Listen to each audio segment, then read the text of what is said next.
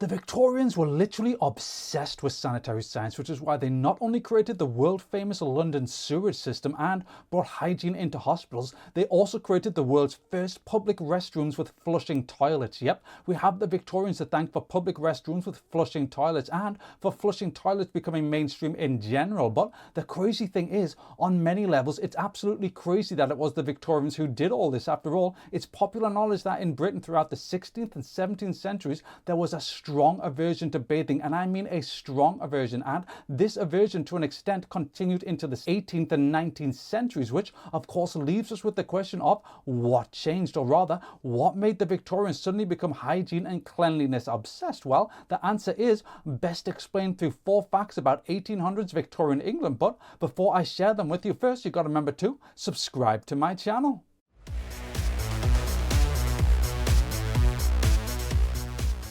The rivers of Victorian Britain absolutely stunk. Urbanization brought with it a lot of changes, the biggest one being the fact that it led to the birth of cities with millions of people in them. This obviously created a lot of positives like productivity increases and the coming together of lots of minds and much more, but it also created lots of problems, especially when it was first happening. Here's why. Sewage systems of the day were mainly built to deal with rainwater from the streets, and yet when urbanization really started taking off and thousands became millions, they suddenly took up another job, and that was handling the thousands of tons of raw fecal matter that were being dumped into them. And here's the thing, if they were dumped into them, guess where they went? Directly into the rivers. Yep, exactly. Imagine thousands of tons of untreated raw fecal matter being dumped into the rivers every day, and imagine these rivers running through the heart of these cities. I know, exactly. Inevitably, this meant the rivers of Victorian Britain absolutely stunk. They were literally just giant cesspits. And this was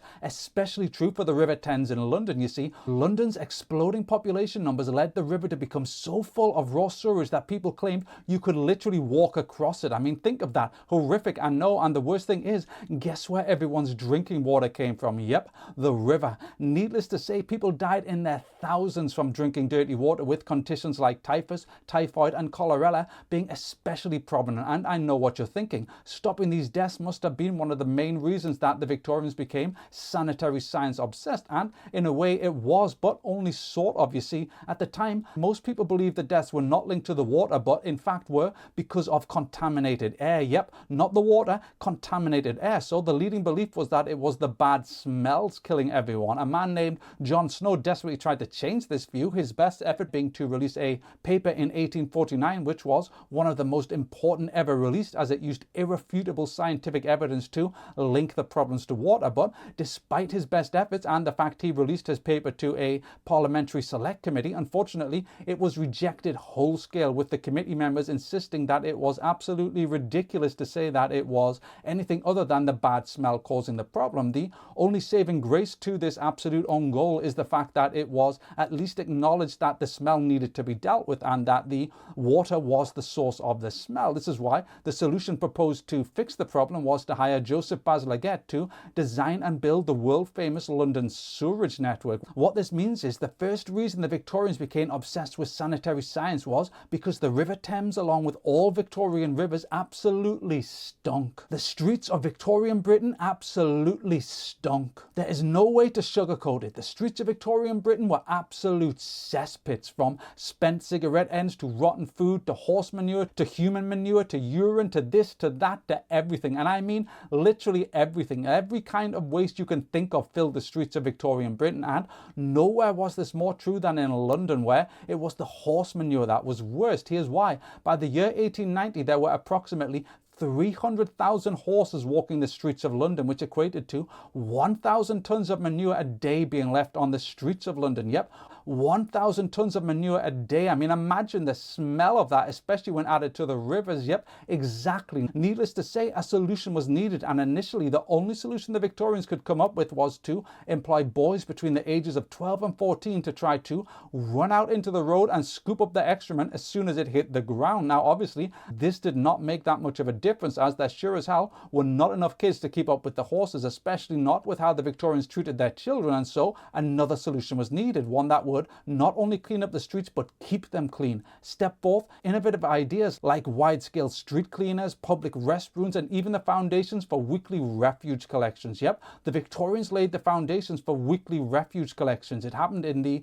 late 1800s when the public health legislator at the time called for waste storage receptacles to be placed in every dwelling in the UK and placed responsibility on civic authorities to service them, so to collect them. And what all this means is that the second reason the Victorians became obsessed with sanitary science is because the streets, just like the rivers, absolutely stunk. The majority of people's homes in Victorian Britain absolutely stunk. No doubt you're starting to see a trend here. Smells everywhere and no place to escape, not even in your own home, at least that is if your home was in a city. In fact, city dwellings were often the worst smelling places of all. I'm not joking on this to explain why. At the start of the 19th century, Victorian homes typically had cesspits. These were brick chambers that were about 6 feet deep and 4 feet wide. The household toilet, which at the time was known as a privy, would sit over these pools. Here's the thing though, the cesspits would fill up insanely quickly, mainly because of the sheer number of people who used to live in a typical Victorian household. In fact, in the most extreme cases in the slums of London, you could have had upwards of 60 people living in a single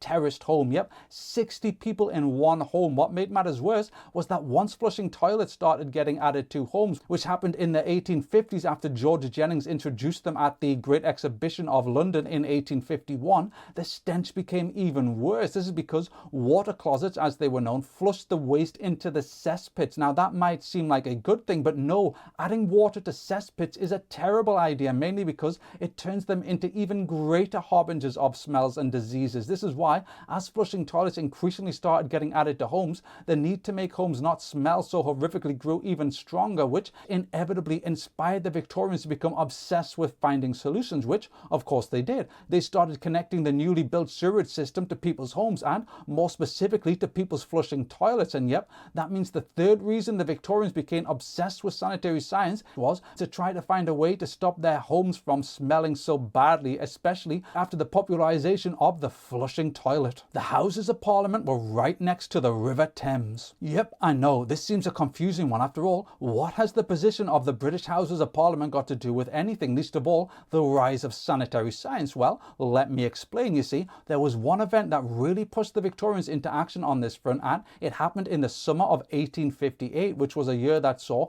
excessively hot weather hit the UK. Now, in normal times, this weather wouldn't have posed much of a problem. In fact, people would probably have enjoyed it, but these were not normal times, you see. The super hot weather massively exacerbated the human waste problems caused by the fact that all of London's raw sewage was being dumped into the River Thames. The result of this was a smell so horrific, some argue it could genuinely have killed you. Now, whether that's true or not, I don't know, but I imagine it certainly would have made you pass out. It was that bad. The crazy thing is, it lasted from July until August and was so unbearable, it nearly shut London down completely. And I mean that literally. Productivity plummeted during this period, with businesses frequently not opening and even the Houses of Parliament struggling to properly operate. Here's why. The Houses of Parliament are right next to the River Thames. Yep, things starting to make sense now. The place of government operation was right in the thick of the greatest stench in history, and this really matters because if the Houses of Parliament could not operate properly, government could not operate properly, and if government could not operate properly,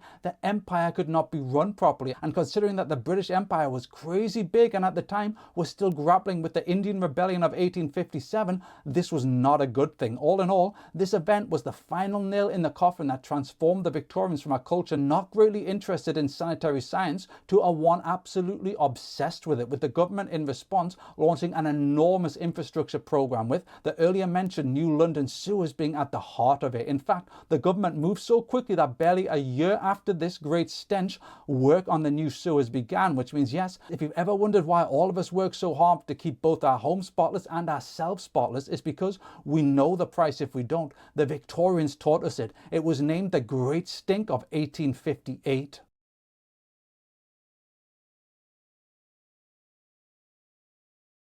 That's all from me. Thanks for watching. If you enjoyed this, remember to get a like and subscribe to my channel, because the more who do so, the more of these short histories I can make. Is that a good bribe? I hope it is. I'll see you next time.